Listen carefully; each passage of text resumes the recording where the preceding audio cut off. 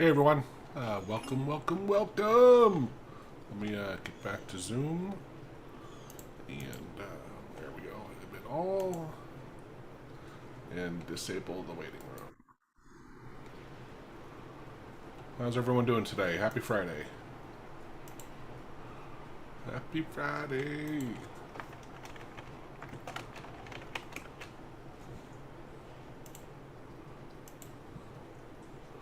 Hi.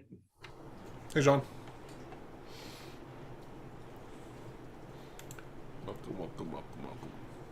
Looks like we got a couple new people here in the Zoom meeting, which is awesome.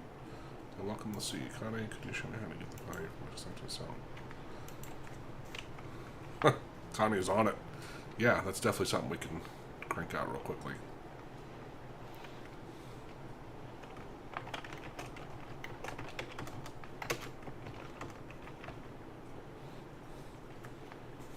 How's everyone doing today? I'm excellent. Awesome. Hey, Scotty. Good. Happy it's Friday. Who was I? I think AJ Wilcox. He does stuff on B2B with LinkedIn stuff. Anyway, he was on a retreat. I was texting him, and he was like, "Yeah, it was so blah blah blah." And I'm like, I think I had a day off like 5 years ago, where I didn't work. But other than that, I'm like, to me, weekend, weekday, it doesn't really matter. But yeah, it does a little changes, in the sense of what my family's doing and what I'm doing. But yeah, I'm still always working. I'm not complaining, right? I love what I do, so to me, it's fun. But all right, so and where is Isaiah? Let me bug him. He was having some glitchy internet earlier, and then he booting.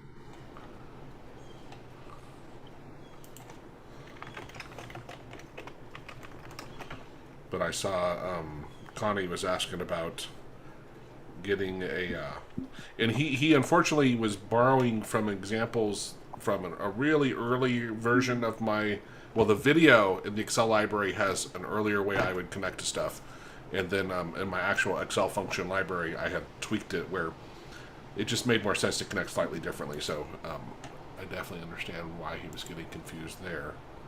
But yeah, we can if Isaiah doesn't jump in here, I'll try to do everything. It's just easier if one of us is managing the chat and the other one is dealing with answering questions. And I don't think I can handle watching that pop-up come up anymore on my screen, so let me turn that thing off as well.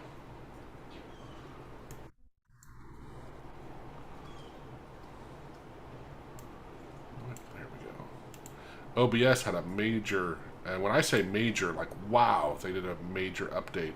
And I had read a video, I watched a video, someone said, hey, you might want to hold off on it and wait and this and that. Of course, I just updated, and wow, it's a drastic difference. Yeah, I've held off on updating because I do use a lot of 32-bit plugins and didn't want to jam up the works.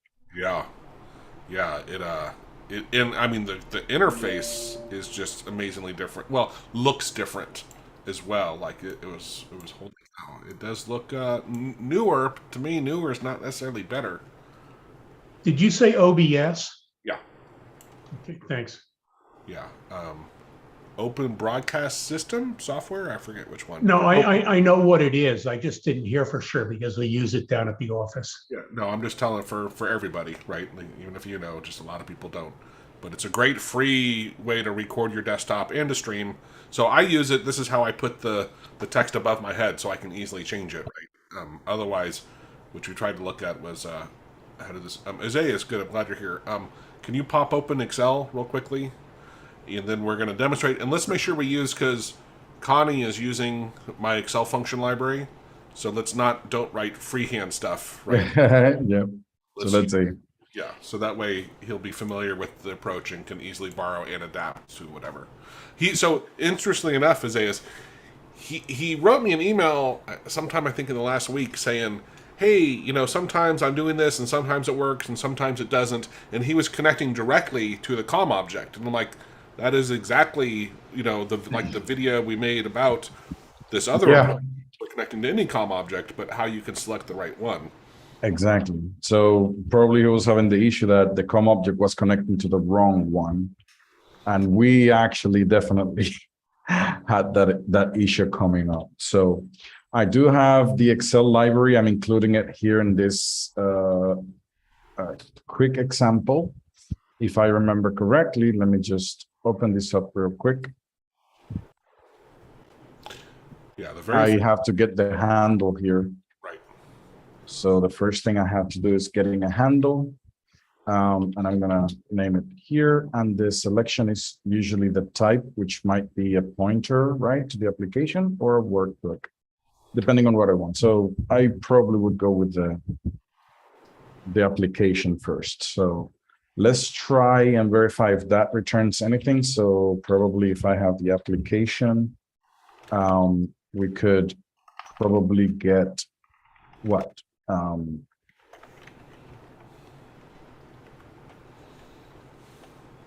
So basically, in the meantime, can you tell me what is the example that you guys are trying out? What are you expecting to do? I'm going from memory. He wanted to be able to get the value of a cell that's selected. So not a range, not an absolute value, but basically, Okay, so let's go ahead and get one location and say this is my value.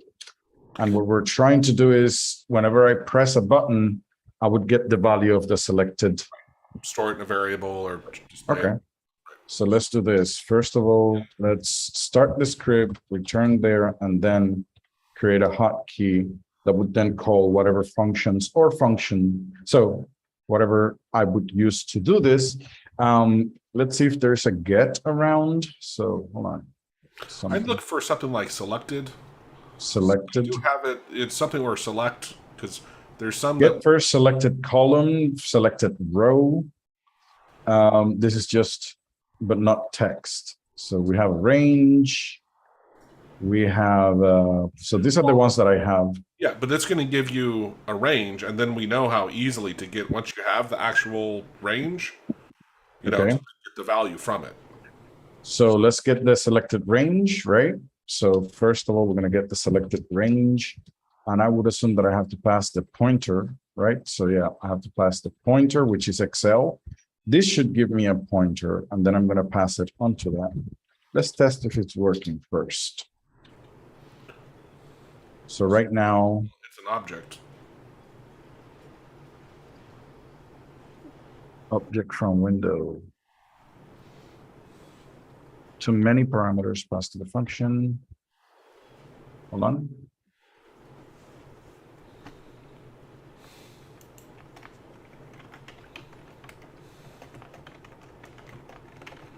Did you change something on this function, by the way? I don't. No, I haven't changed it. Okay. So it's supposed to grab a handle. Right, so it looks like there was a change in this file. Oh, okay. Let's do this. I do have the object from window, the original one. So you have it about program file library object from window.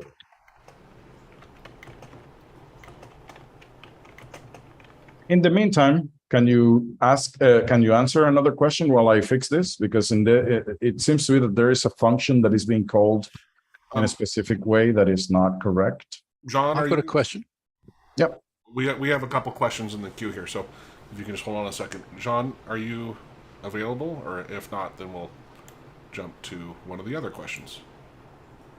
Yes, I'm available. I'm just replying on the chat to the question from Connie, so yeah.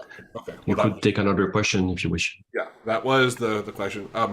And then, which actually we'll hold off on. Brian was asking. He said someone last week asked to limit number of go-tos as opposed to using and go subs as opposed to using functions or whatever. And he was wondering why. And in my opinion, it's just there's just better. The others give you the same functionality. Well, not exactly the same, but with more options, right? But I'm curious if Isaias can Well, say you're it's mainly because using a go-to is a little bit complicated to then read on. When you have the text, so say you have a very big script and you do a go-to. Now your script is jumping to a different part, which might be a little bit more complex to understand. It's just that. In the end, the how things work is exactly the same whether you use a go sub, a go to, or a function. But when you're reading the code and you're trying to understand it, a go to might be a little bit more complex to understand to a human. To the computer, the computer doesn't care what you use. It's just to a human when you're trying to fix the code that then it becomes a little bit of an issue. Okay, and then I didn't catch, was it Scotty? Someone said they had a question.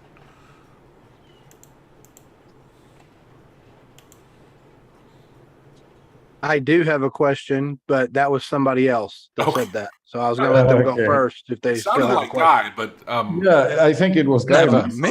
Scotty's mouth moving. So anyway, yeah, sorry. Right. Yes, it was me. Can you hear me? Okay. Yeah, sure. Okay, really simple question. I'm running my script as admin.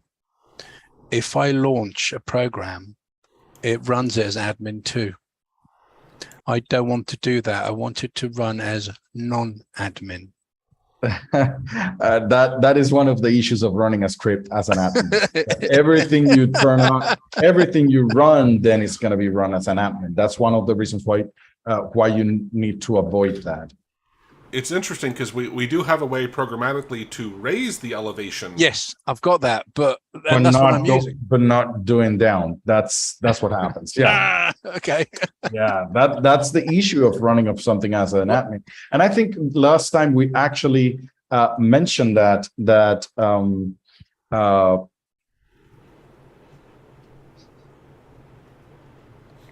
he lost. Yeah. But it's gone. anything that you launch, his internet's been spotty today. But anything that you trigger, you launch when you're running as admin will be at that same level. I was just trying to think through, well, what if you could trigger it in another way to launch with, like kind of having a surrogate in between the two, right? Well, I was thinking if I launch another script, that script would be launched as admin. So I can't even launch another script that's not admin in order to run something. I know that you can't put. I got around in Inno, the installation that John did. By the way, it was awesome what John did. It helped me out a lot on the video last night. I don't know if you guys saw it. The how to install programs. Right now, it's just available to Hero members. By the way. Okay. Well, so it was awesome. Another reason why to join the Hero membership. But you can't put a folder on the desktop through the installation. You can put a link, but you can't put a folder. So what I did was I wrote a little script that launched Explorer with that particular path. So you can put that on. So that's what I did. So you can workarounds, and that's, remember you said you use a surrogate way of doing things. But yeah, so I think I'll have to. Well, Guy, and I don't know if this would help you. Have you rethought your actual initial script that is doing stuff?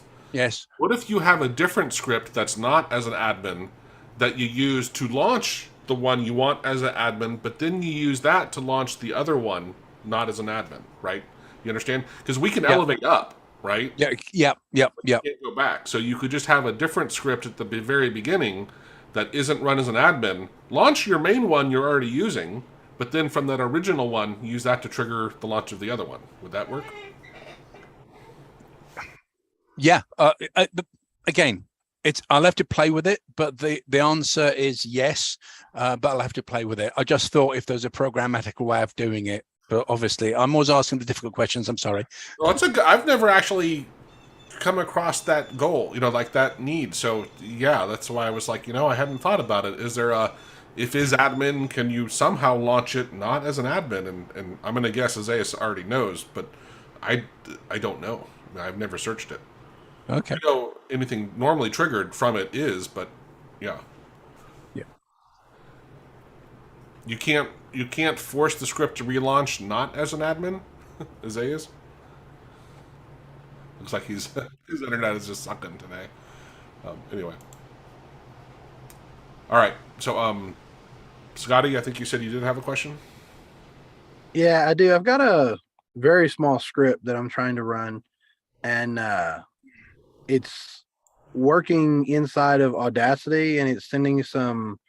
It's importing. It's telling Audacity to import some files, and I've got it sending the path and file name to Audacity to import the files. And I'm just wanting to know, like, I know that block input is supposed to keep me from being able to use my mouse and stuff while it's doing this, but I can't seem to get that function correct. Like when I put it in the script, I can still, like, if I'm doing anything else, it messes it up. Like, it runs fine if I leave the computer alone, but if I do anything on the computer, it breaks the loop. It messes it up. I'm totally new to this and have no idea what I'm doing, basically. And I'm sure that you probably have a really quick answer on how to fix that. No, well, I can send you the code if I need to. you could throw it up in Zoom. You can put it. It does pretty well if it's not crazy long. You can or you can actually drag the file to the Zoom chat if you don't care if everyone else in the meeting gets it. The first thing I would ask though is, which is what I try to do. I was talking to Zayas about it the other day. Is one of the first things we should always do. Years I've been doing consulting work in general, right? Is to, before we offer, how do I fix this little line?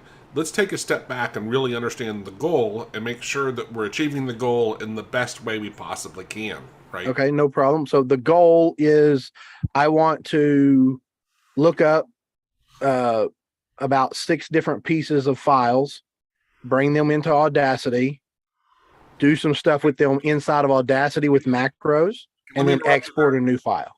Okay, let me interrupt you there real quickly. When you say right now you're bringing them inside Audacity, how are you achieving that? I'm using import. I'm going through the menu on Audacity and selecting import, and then putting in the file name with the variable in it, so it selects various files. The first thing, now it's been a while since I've used Audacity. I have used it and stuff, but I think it's a tool that you could have command line parameters to feed it, to automate some of that process, where when you go to import it, you're not actually controlling Audacity from within the program. Yeah. You're providing stuff to it. And Jean, have you done this? Is Jean still? I know Jean does a lot with audio. No? Okay. Yeah, but never automated Audacity. Okay. Isaias, have you ever? Is anyone else here? Not automated. No, I know the program, but I haven't automated it either. Yeah. But and we can search. I'm interested. If something exists, I'm interested. Yeah. Is there an API, or never look at that? Right. Yeah, because that's the other. So this is where also I'd say is like, there's so many approaches that we could take, right? And then just get back to one of my favorites, even though it's the sort of dumbest, is just doing the command line parameter stuff, because it's so reliable and usually so simple. You might be able to, because like with FFmpeg, I've done some amazing stuff with FFmpeg through command line parameters, right? And you just build that command line parameter of parsing together what the tool will do. So don't get me wrong. In your case, Audacity will still be doing it. However, you can probably pass parameters to it, and it'll do it without you actually opening it in Audacity, and it becomes very reliable and consistent. But and then there's, okay, now if we can't take that approach, maybe we do automate Audacity into, I think Jean said, is there an API for it? Maybe there is some sort of a programmatic way we can do it. I did a quick search. There's a scripting language, but it's not really an API, but maybe it allows to do, I don't know, maybe Scotty already used it. He mentioned that it was also automating inside Audacity, is it? Yeah, they have a built-in macro system, but it won't allow me to import the files the way that I want, or at least if it will, I can't figure it out. It pretty much just allows you to import whatever file you put in, this one specific file.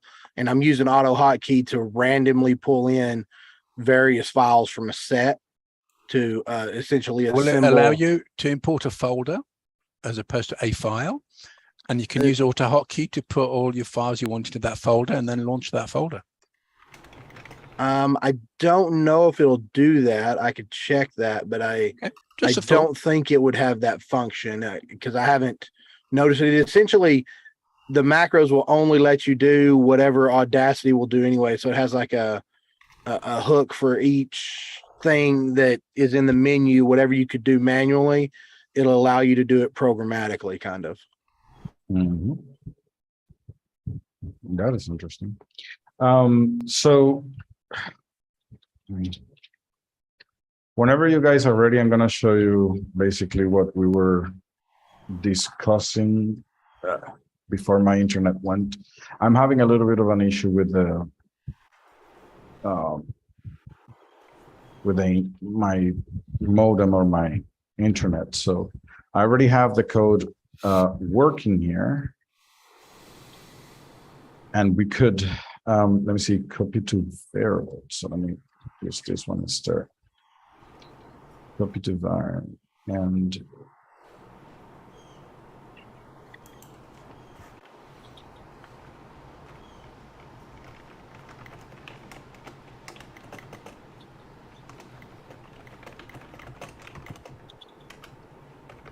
okay. So let me share my screen real quick, and then I can go ahead and explain. So I was able to get the library, the correct library that didn't have the changes. This would give me an object, which is Joe, exactly as you mentioned. This would give me an object. Mm-hmm. And first, I'm going to get whatever range is selected. And then I would use a different function that is called copy to var, which allows me to then copy whatever is selected, probably to a variable like this, right? And then I would just message box that variable in the end. So I'm going to run that and let's give it a try. So if I have it like this, you will notice that the message box now has the value that I have selected. And if I have something that is blank, it would be blank. I'm not really sure what happens when I select multiple text. It seems to be that it grabs everything. In this case, it would grab the text that is selected, not only that specific field. So if you have probably another thing, and this here, if I go ahead and select the three things, I should get everything. And you will notice that I have, it is automatically delimited. As you can tell, there are some pipes around them. That can be controlled by the function here. The copy to var has a third parameter that allows you to tell what is the delimiter that you would use.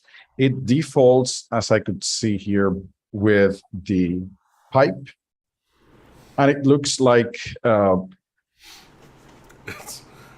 yeah, so I think I even had that. Yeah, that's right. So this is probably to paste it into a list view or something, for example. But now if I run it, I just change the delimiter to a semicolon. If I go here and I select this and hit F1, now I should get the same things with semicolons. And this one is duplicated because there's a blank field here. That's what is going on. So in general, this is how easy you could automate Excel with this particular library.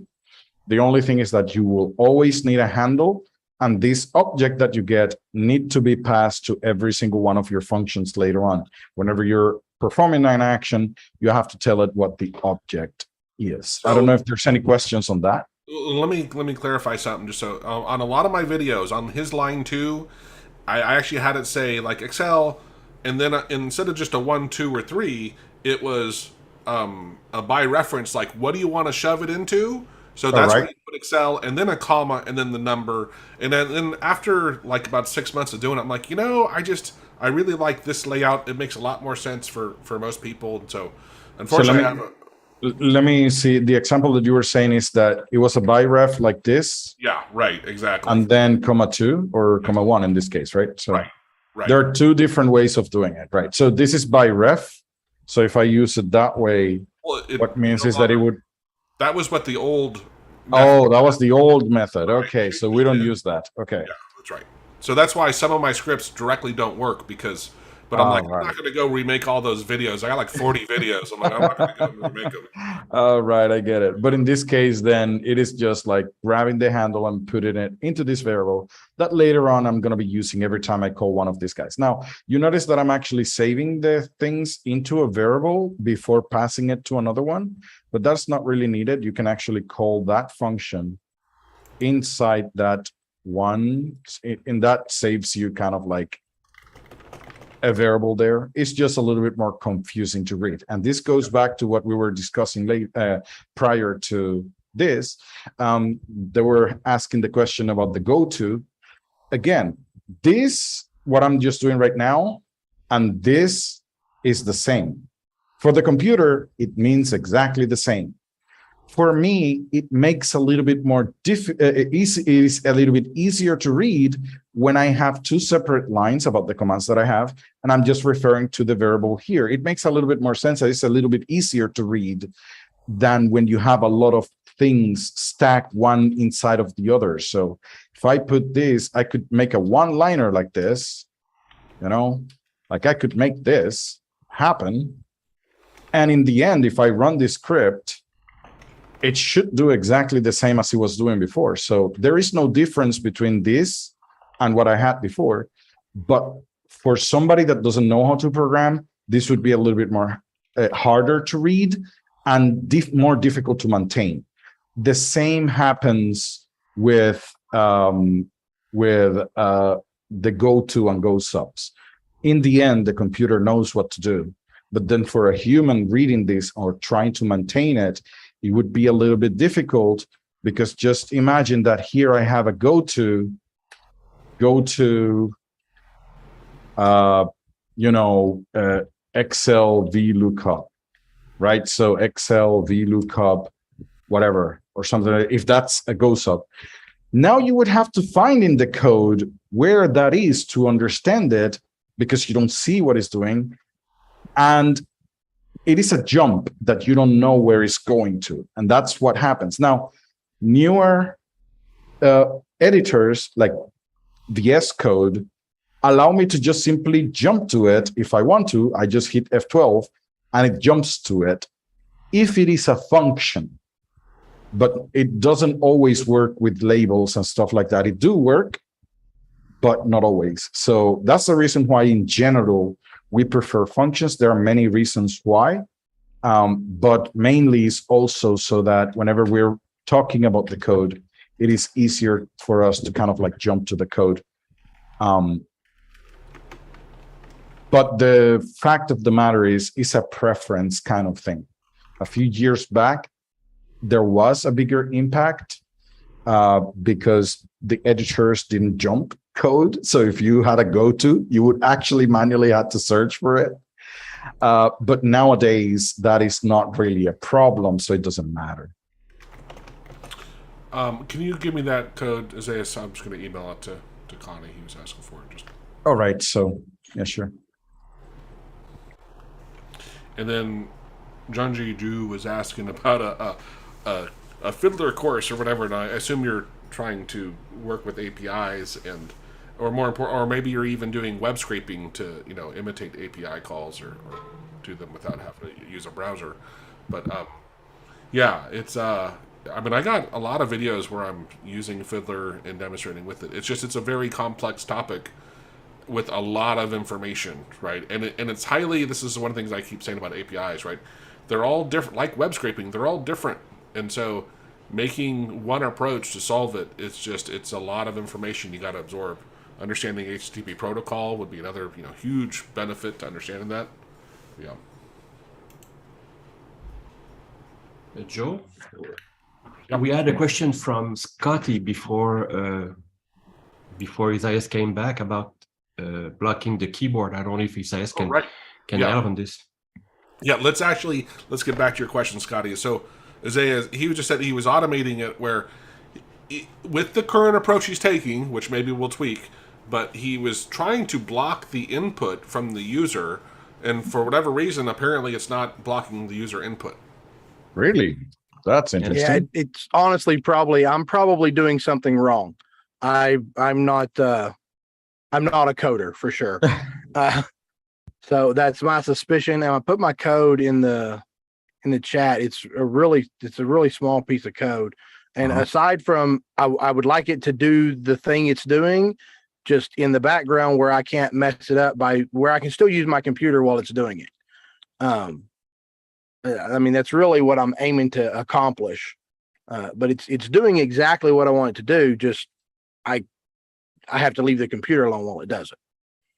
Yeah, and I look at your script, and you have to wait a long time for some steps to be executed. For example, 1 minute. So you don't want to look at your computer during it's doing that. That's what I understand. Exactly. You want to do something else. Yeah.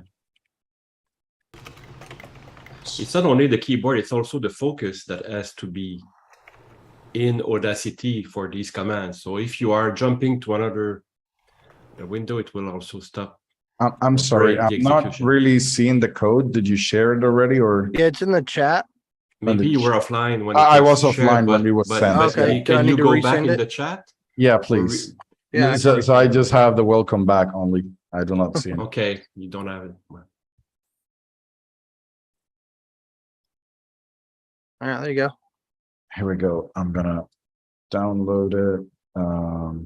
Yes. Yeah, but Scotty, during even if the keyboard is blocked, you won't be able to use your computer to do anything else. Right. That's a big little issue there. Yeah. When you block the input, it's going to be. Most of the wait time is while Audacity is doing stuff. And I know there's some way to programmatically just know and wait until it's finished. I just can't figure out how to get that done. Right. Well, that would depend a lot on the program itself. So okay, let me get this going here. Why didn't it? Oh, because it is in restricted mode. Right. Here we go. So this is the type of. First of all, is there any reasons why you're doing a loop one time? Is there any? That was just for testing. When I'm actually running it, I'll be doing it way more than one time. All right. Okay. Perfect. I understand. So now, so what you want to make sure is that during this whole process, the input is blocked. I do not see any part of the code that has the input blocked. Did you remove that, or? Yes, I did. I had it. I did block input on, and I block input, send and mouse. I tried so many different ways. Actually, with on and off should have worked. And you're saying that during this time, that even though that is there, you can send. Yeah, I can still click the mouse. I can still do stuff, and it's not blocking it. Let's double check on that. So what we're going to do is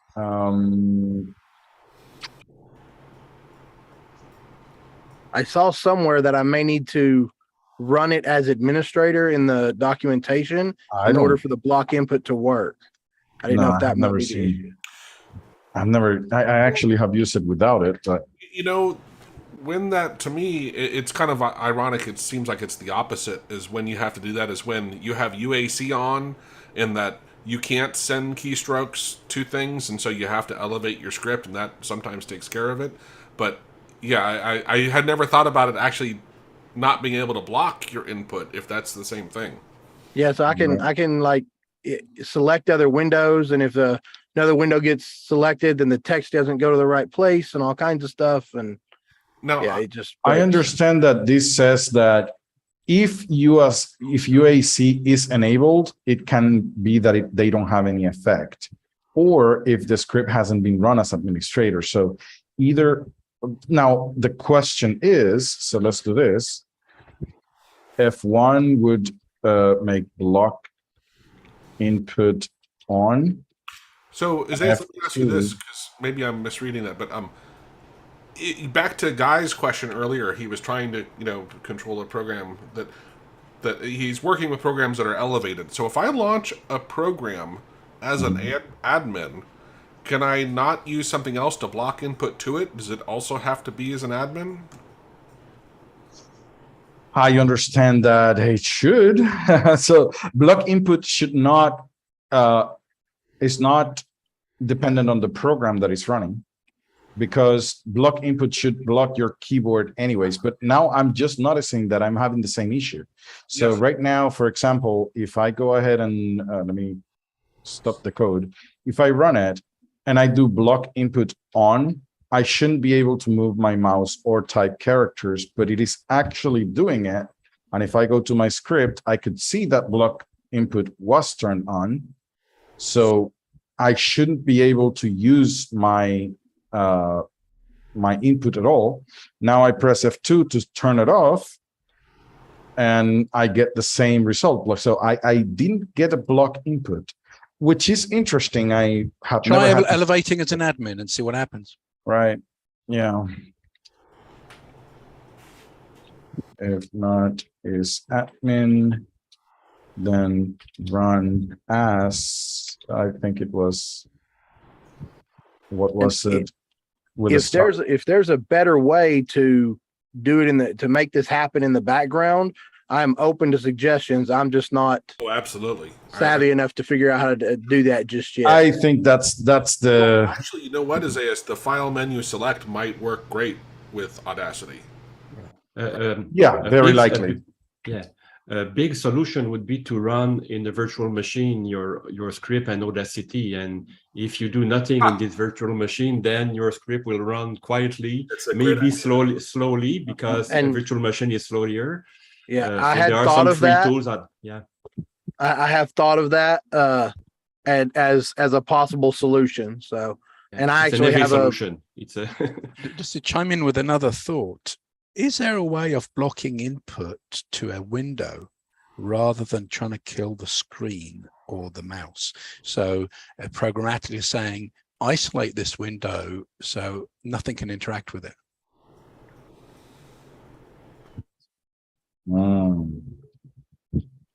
I'm not really sure about that.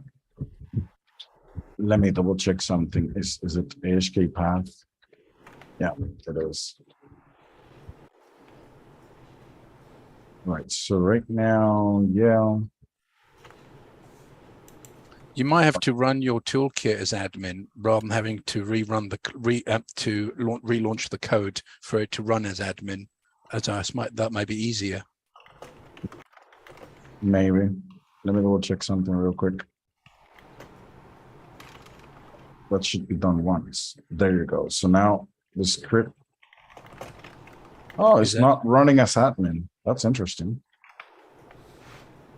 How do you know if it's running as admin or not? Because it's trying again. Every time it's trying is because it's not an admin, right? Well, try elevating the toolkit. Hold on, as am I admin. checking the wrong variable maybe?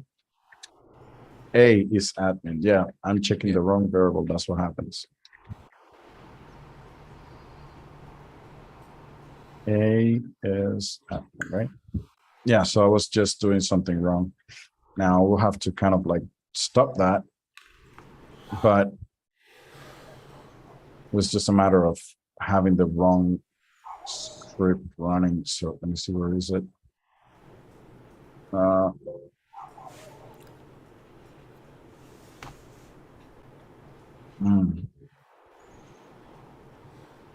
That's going to be annoying. I will figure that one out in a bit. So now I have one that is running. So the one that is correctly running, I think, is this one. If I hit F1, yeah, now it works. Okay. Yeah. So it is an admin issue. It is an admin. If I run it as admin, then I can do it. And of course, I just block my keyboard from, going out. So F2 is not working anymore. So yeah, I have no keyboard. Pull the plug.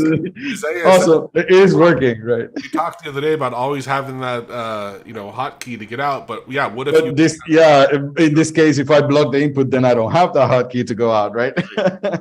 No, in any case, I had to restart anyway. So you guys, so for now, it looks like running the script as an admin actually fixes the issue. But this is interesting because and this is why this is why I asked the question. I have to run my script as an admin because I'm using the block stuff a lot.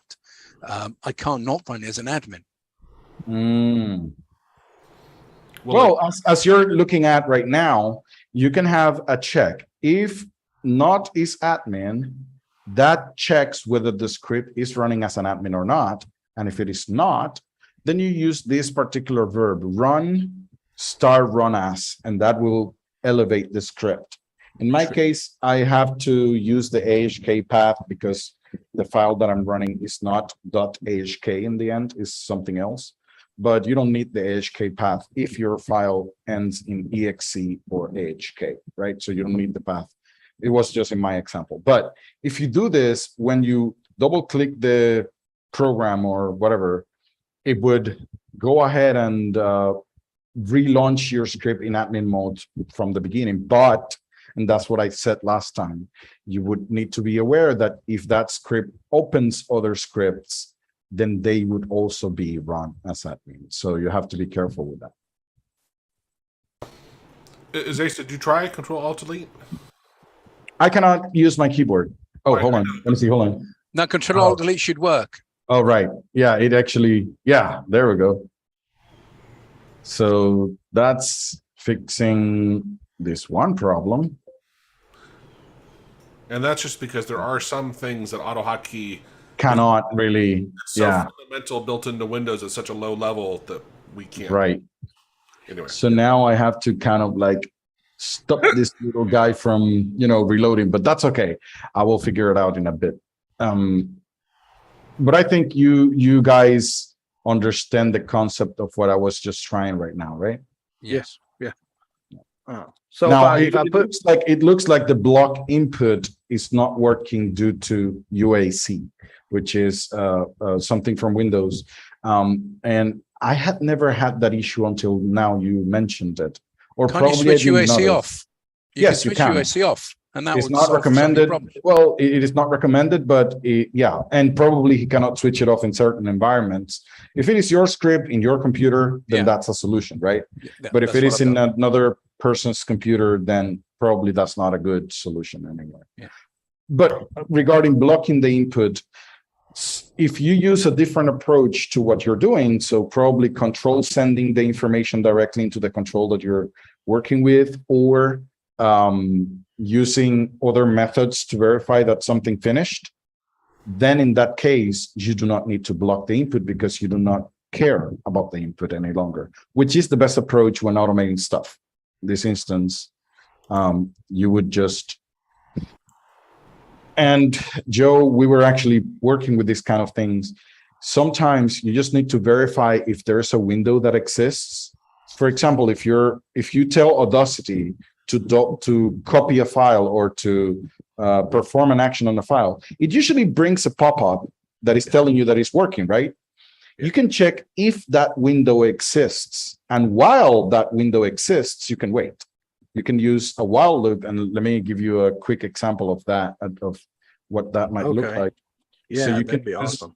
Right. So you can do while, and you can use the win exist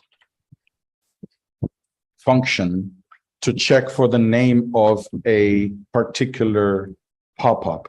Now you would use Windows Spy, which is what we usually use to determine the name of a window. So you could use Windows Spy and see if you can target the class, if that is an identifier, an identifiable thing.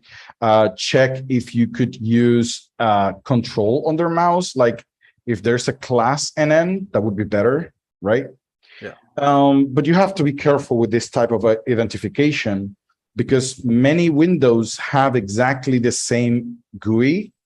So in this case, if I use class AutoHotkey GUI, any window that has that class would be kind of like targeted, right? Can I chime in and just add to that? Yep. If you use the winExist function, but you can also specify window text. So this is something from you that although it might have the same class NN, the window text really will be different. Right. So check in, and that's exactly how it works for me. And this is a very interesting example of what we were just talking. So right now, this window has the class NN, the AHK class AutoHotkey GUI, right? Yeah. If I open my About window here, that one also has the class AutoHotkey GUI. You see, so that is not an identifiable thing. But notice that the text here, where it says visible text, this one starts with an image. You see that? But when I close it, the other one starts with snippet library. So I could do basically this. I could do this. I could HK class GUI, and the second parameter to this window, or the second parameter to it, is the text. So let's get the text from this one, which was the about. And I could have, if there is an AHK window that has this text, then that will be true, right? While that thing exists, let's tooltip it exists. And if not, then just turn off the tooltip, right? So let me make an F1 function, return. Let's go ahead and run the script. Right now, if I say F1, there is nothing happens, right? But if I go and about and press the F1, notice that it says it exists, right? Okay. So and as soon as I close it, notice that the tooltip disappears. So this is a way for me to kind of like identify if a window exists at a specific moment. So if I use this while when exists, can I just tell it to wait? Yeah, you could use a sleep 10. Do I use I use sleep? Yeah, it would do like sleep. While that thing exists, just stay doing nothing. Okay. Until then that as is soon not as it's true gone, anymore. it'll move When on it's to the next gone, step. then it would continue with the next step, right? Okay. So that is one way. Remember, this is not failure proof. Like, it's not foolproof, right? There might be a few things to take into consideration, but this is one way of doing that instead of having the sleep 4000. Because as soon as the window goes, then it continues with the next one. So instead of waiting 4 seconds, it might just be done in 1 second. So, and this takes care of that, right? So just at least so he sees the example of the text. Do the win file select item. Right. So we do have something that we have been working with, which is when. So let me get the win menu select item. This is the command that we have been using. And this is a very powerful command because any program that has normal menus, like normal window menus, like these ones. And Audacity. Probably Audacity has it. And well, others. That's what I used in my code to select stuff. So yeah. Right. So in that case, then you can just set the title of the window, which would be, HK class, or in this case, my case, it would be AutoHotkey Toolkit as an example. The second parameter is the win text. Remember that we could use that to identify specific windows sometimes, right? Yep. In my case, I don't need it. So I'm going to leave it blank. And then you put all the menu steps that you want to follow. So file, open. So I would put file, open, right? So those are the 2 steps that I want to do. And it could be many steps. So if there's another submenu, you can actually go inside the submenus, for example, import, export, like that. So I would put here import/export, and then the next step. So basically you can go into submenus by doing this. But if I just do this, file open, whenever I press F1, so let's stop my script, run it. If I press F1, it would show the open selection here because that's what that menu does right here, right? Now, what I'm doing is I'm opening a window like this, and then it default has the cursor in the input box whenever that window opens. And then I'm sending the keystrokes to import the specific file. You mean that here? Remember. Yeah. So now remember, you can target very specific things on a window. Yeah. And for example, right now, this particular, especially the file open window, you can target and edit one field that is there. So I would target this class, which is very unique, I would say, check this out. I would say the file open while not win exists. So I'm waiting until, so if it doesn't exist, wait for it. This is the class that I'm looking for. Sleep 10. That means wait for that window to exist, right? And Isaias, When- I checked. Excuse me. Yeah. Just to say that I check in Audacity, and there's a dialog box during the import, and there is some specific text that you can target to make sure that's the Perfect. correct dialog box. Window. So you would wait until this dialog that box is particular, closed. exactly. So So now you can do that with Audacity. perfect. And then what happens is after that window is there, I could control send, and this is what we were discussing. There is another way to send things specifically to a control. Now, control send doesn't care about your input. It doesn't matter what you're doing. It will always send it to that control. And the only thing that you have to specify is the control here. So what I mentioned on the open menu here, this control is called edit one, right? So that's what I'm going to do. It's going to be the edit one.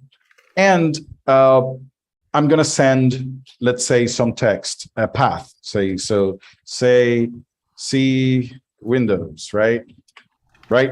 So I'm just going to send that pass and an enter key. Let me test it. Let me see if that actually works. So C Windows, I hit enter. This is what it's supposed to be, what's supposed to happen.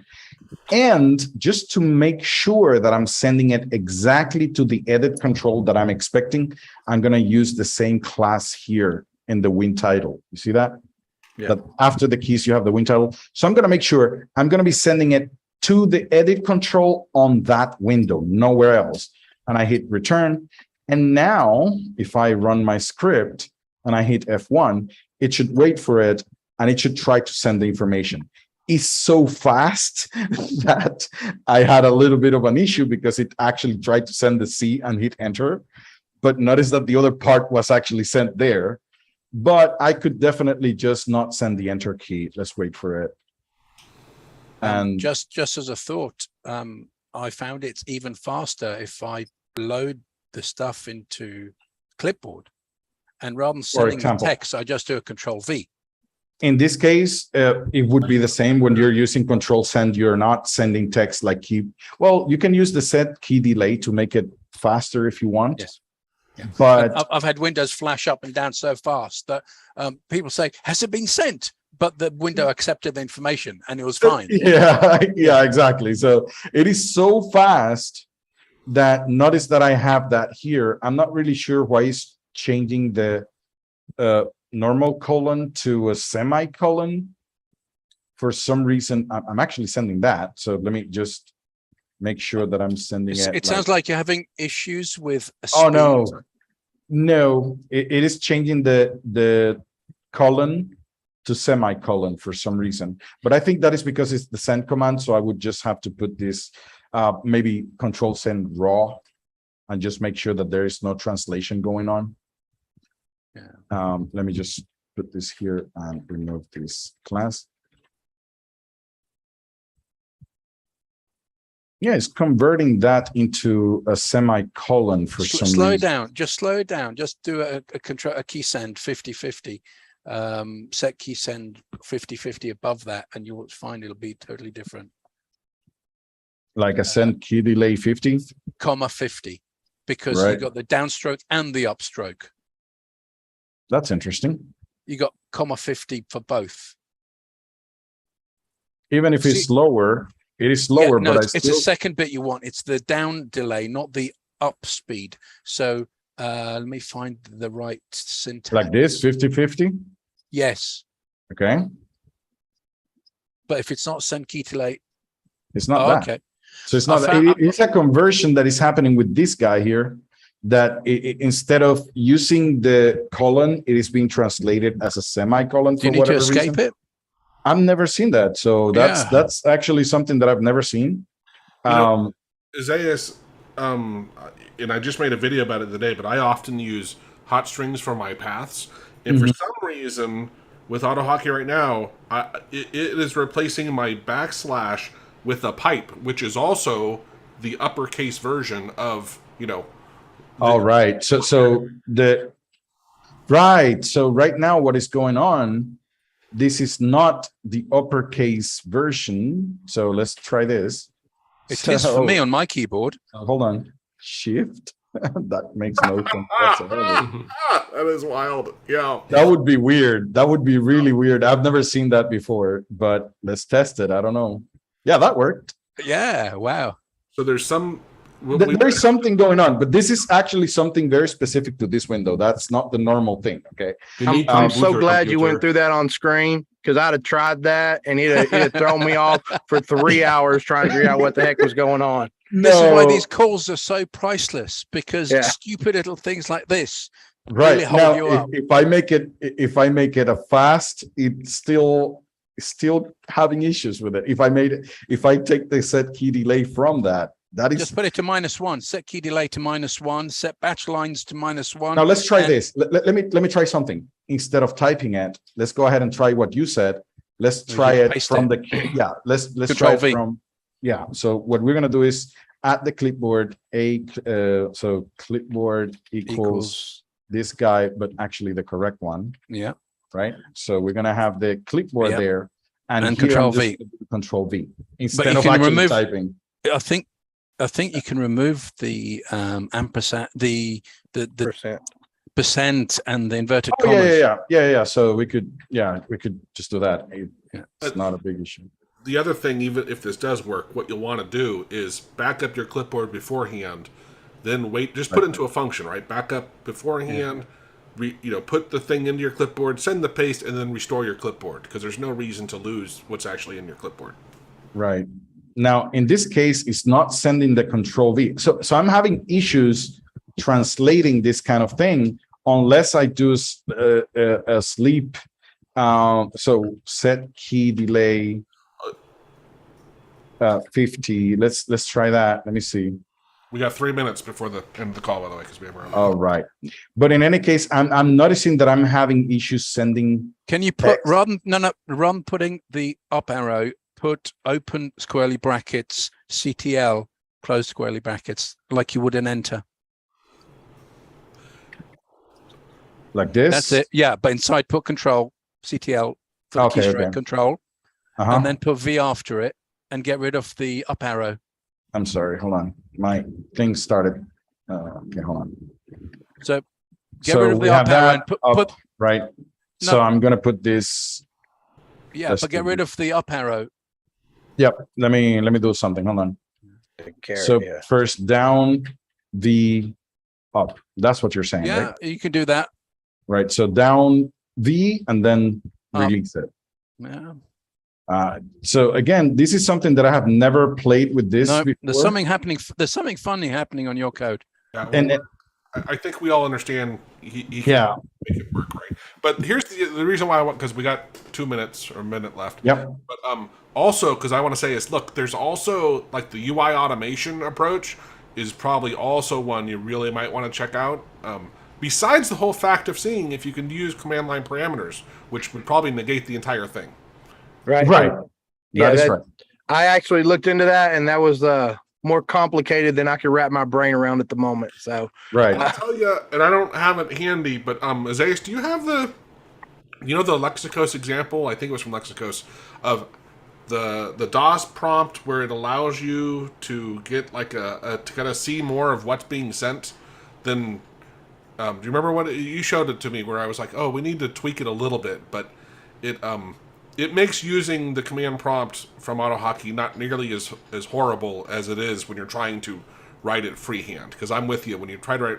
I've had Isaias jump on where I'm passing with FFmpeg this complicated between double quotes and back and forth, and it's crazy complex. The problem is you can't see what actually gets what gets submitted to the command prompt. And that's what this other one, it gets you much closer, but there's still one more step I want to take it, and then we'll share that script. But, what's it called? What's that script called? I'm asking Isaias if he can remember the link to it, because that would be awesome. It's written by Lexicos, and it's some sort of a command prompt, thing, working with the ComSpec. Excuse me. Mm-hmm. But do you remember what the actual name of the thing was that you showed to me, Isaias? So that was for the run CMD command or something like Yeah, that. right. Yeah, I would have to search for it because I don't remember the exact name. Right. But in the end, just as an update to what we were doing, using the send command by itself. We're at talk Yeah, fast. using the send command instead of control send actually worked. So control send is doing some translation that is different than, just pasting the thing with the send command. So just to let you guys know. All right, well, thank y'all. You're welcome. Bye. Awesome. Thanks, everyone. All right, we'll see. And Sodi, just email me. We'll figure out a time that works out. Thank you. Have a Sounds great- good. Cheers. I've just put the link in the chat, I think, for your CMD DOS thing, isn't it? Yeah, CMD or run Well, I CMD. haven't done a video on the one